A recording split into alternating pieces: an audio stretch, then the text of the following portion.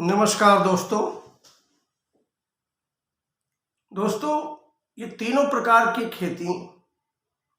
Chemical खेती, organic farming, integrated pest management पर आधारित खेती एवं जीरो बजट पर आधारित प्राकृतिक खेती, इन सभी प्रकार की खेती को किस प्रकार से इनमें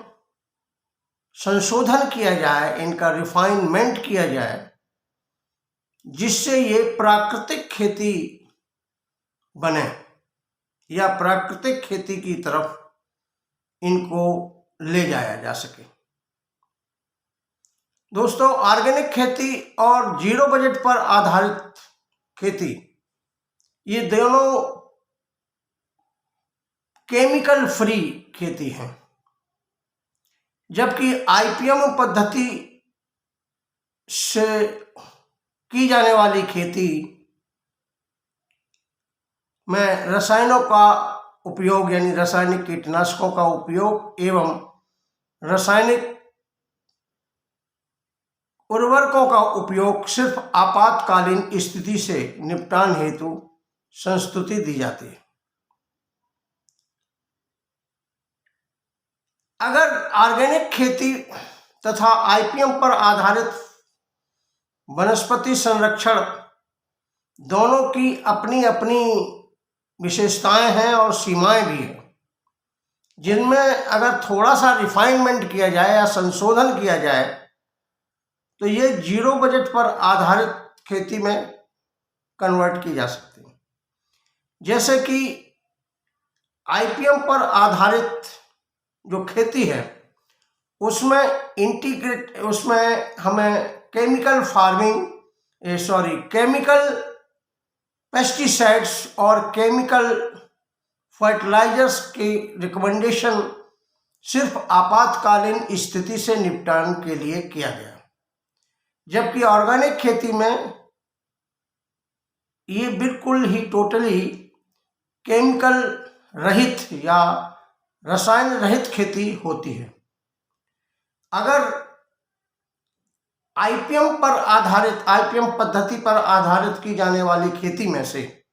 केमिकल को बिल्कुल ही हटा दिया जाए तो ये खेती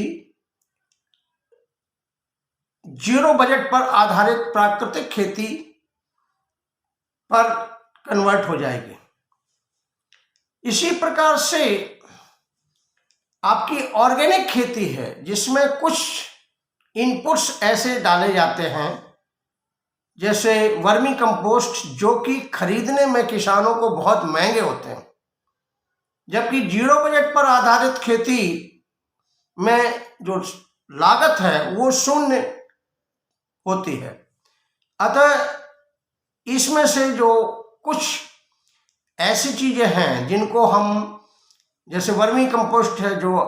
अवेलेबल नहीं है, जो संभव नहीं है या जिसका प्रयोग बड़ा ही महंगा हो सकता है, इसको अगर न किया जाए तो भी ये प्राकृतिक खेती में की ओर बढ़ाई जा सकती है। परंतु अगर आईपीएम इनपुट्स, देखा गया है कि आईपीएम इनपुट्स एक बहुत बड़ी समस्या है। आईपीएम इनपुट्स कई बार उपलब्ध नहीं होते हैं, तो अगर ऐसी हालात में, जबकि आईपीएम इनपुट्स उपलब्ध नहीं होते हैं, ऐसी हालात में अगर वो प्राकृतिक खेती के वो इनपुट जो किसानों के द्वार पर बनाए जाते हैं और प्राकृतिक खेती में प्रयोग किए जाते हैं, उनको बनाया जाए और आईपीएम पर आधारित जो खेती की जाती है उनमें इंक्लूड कर लिया जाए, तो ये आईपीएम का आधारित खेती को भी हम प्राकृतिक खेती में या जीरो बेस्ड आधारित प्राकृतिक खेती में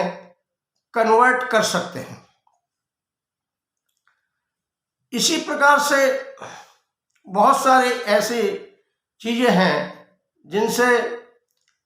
अगर हम, दूसरा ये है कि जो प्राकृतिक खेती है और आईपीएम पर आधारित जो खेती है, दोनों ही प्रकृति के सिद्धांत पर आधारित हैं। लेकिन जो हमारी प्राकृतिक खेती है, इसमें बहुत ही स्ट्रिक्ट तरीके से प्रकृति के सिद्धांत को माना जाता है और प्रकृति की जो इकोसिस्टम है, इसको हमेशा क्रियाशील रखने, इस प्रकार से हमें प्रैक्टिसेस करनी पड़ती हैं, जिसमें जो इकोसिस्टम है वो हमेशा सक्रिय बना रहे। और यद्यपि आईपीएम पर आधारित खेती का भी यही उद्देश्य है कि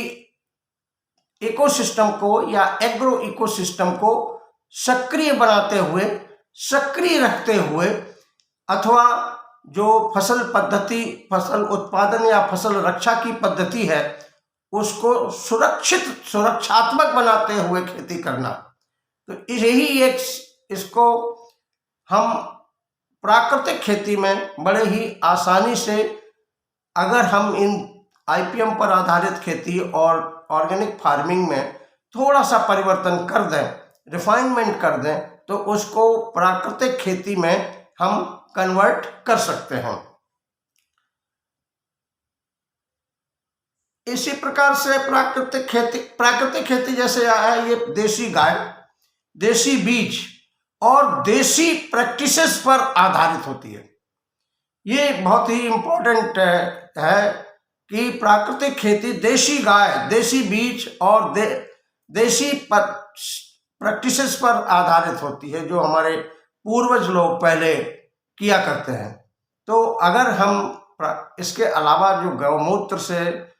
जो आईपीएम बनाते हैं, जो प्राकृतिक खेती के इनपुट्स बनाते हैं, गाय के गोबर से जो आईपीएम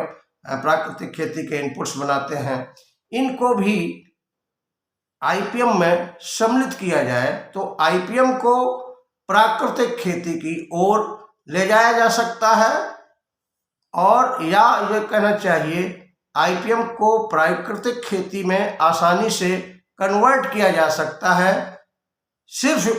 ध्यान इतना रखना है कि उसमें जो केमिकल फर्टिलाइजर या केमिकल पेस्टिसाइड्स हैं, उनका उपयोग 0 लेवल पर कर दिया जाए। Thank you very much.